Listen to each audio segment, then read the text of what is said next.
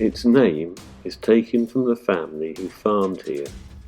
It may not be as obvious as other local places, but this is the beautiful, wonderful and interesting Gardoms Edge. Its tree-lined covering can make climbing a little claustrophobic, but it has its charms and it has its challenges as well. It may be surprising to think that about 300 million years ago, this area was once underwater. Deposits of silt and sea creatures combined with a mix of volcanic activity, folding land and erosion brought us the dramatic land and views that so many now enjoy.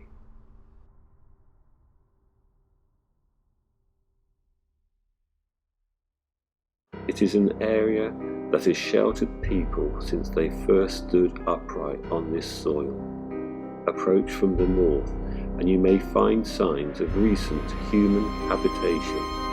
Come from the south and you may even see the cave that was once Harry's home. There is a link to his story at the end of this. But it is also home to mythical beings, be that the nearby Mouse Mountain that keeps away from that ongoing threat of Cat Rock.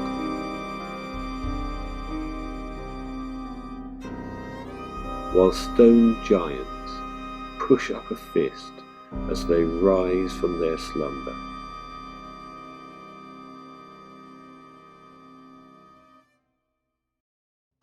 An unfinished and abandoned stone trough is just one of the signs of a past that would have hammered echoes across this now tranquil valley.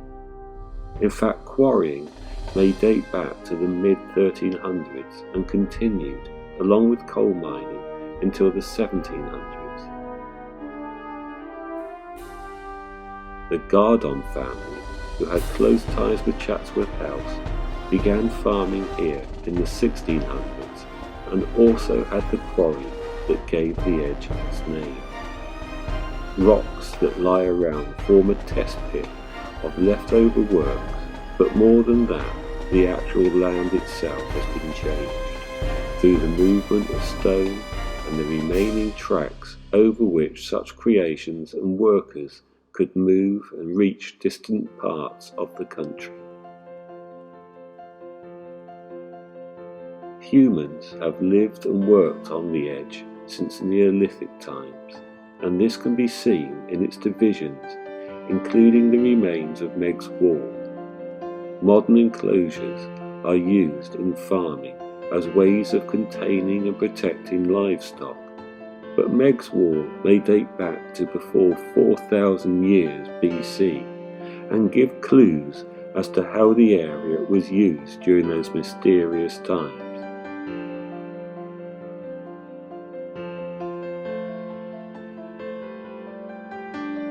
It may be that it was a meeting place for spiritual and trading purposes, a place for exchange and celebration. The basic skills from those ancient times developed into iconic tradition that is so much more attractive than other modern alternatives. Along the edge, a modern straight wall and Meg's arching Neolithic wall combine to mark out the tamed area that sits next to the open moorland. Now the land has clear modern separation between contemporary farmland, natural national park land, and the middle ground where the old and new sit together, where trees grow and nature slowly pushes through where humans have touched. The importance of this area can be seen by a stone that now sits quietly amongst the trees. Over the many years that have passed, entire wooded areas will have come and gone, moving into rich soil. A close look at the stone itself reveals the sand-like nature of its watery origins. Now weathered, worn, and home to lichen, it is surrounded by the trees that conceal its ancient function as a form of clock. This stone leans like a sundial, with supportive smaller stones at its base, and is astronomically aligned to the sun at midsummer.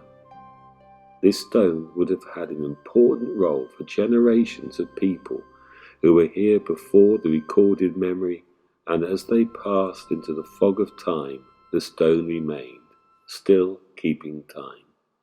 The standing stone is but one example of early society.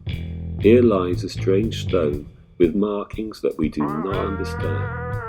They may be religious symbols, or maybe a map showing the division of tribes or livestock into 2 groups of 10. They could even have been some early form of teaching aid or board game. Maybe it's a stone with its own magic, as this stone has a strange character that shows itself to the touch and the sound. But no, it hasn't, for this stone is not stone at all. It is a plastic copy of one that was found and preserved. Just about visible from the A619, these men have an interesting tale. The site itself dates back to the Bronze Age and is the home of an old barrow or burial site. But this is not what we now see. The current conical piles of stone were formed in the 18th century. The tale is that they are to remember 3 men who perished here in a storm. Those who have been caught on the edges during snow, wind, or even in the still heavy fog that can be trapped here will know how easy that must have been. If these 3 were shepherds or drunken priests, well, that is uncertain. For many visitors, this would be one of the first things they see if they park near the Robin Hood pub, after which the small hamlet known as Robin Hood gets its name, and then walk up towards the edge. From these stones, one can look back and see the main road and ponder on how its route will have changed over the centuries. Turning to face the other way, you can see the modern fields and campsite in the name of climber Eric Byrne. Beyond is the site of an Iron Age roundhouse, and much more. It is a rich area that has been carefully explored and written about, and yet is free from signposts and educational markers. The paths to these rocks and beyond them are covered in stones laid on the ground, some in isolation, some in small circles, and some in cairns. This is a place where history is not a single past event. It is a continuous line that goes back to the start of human existence, through stone, bronze and iron ages, through the dark ages and the list of royal-based separation, through world wars and plagues, and will carry on, without break, through the present and into the future. And yet it is also personal and individual. I know these rocks as Faith's knee. I call them this because my daughter Faith, many years ago, was climbing here at the end of the day. She slipped slightly and her knee wedged into one of the cracks in the rock. As she tried to get out, her knee began to swell and fixed her firmly to the point that I could not pull her free. Then an idea came to me. I told her to loosen her jeans so her leg could move inside them, and with that, she was free.